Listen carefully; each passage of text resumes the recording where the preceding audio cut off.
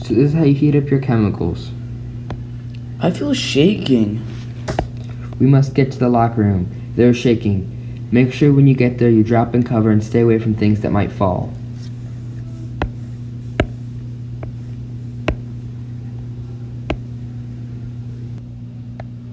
So this is how you do your equation.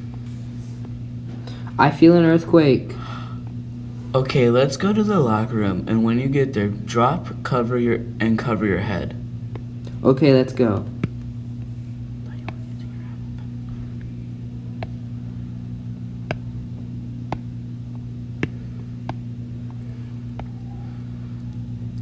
Oh my coffee is spilling. What is this? Is it an earthquake?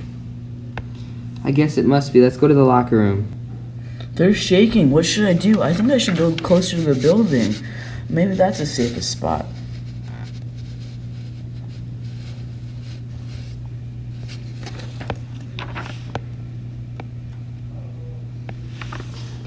Earthquakes are very dangerous and they can cause lots of damage.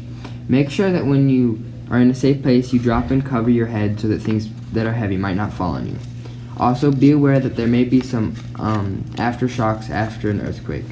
Earthquakes occur as a result of seismic action where two tectonic plates interact. They can cause very violent thrusts and vibrations.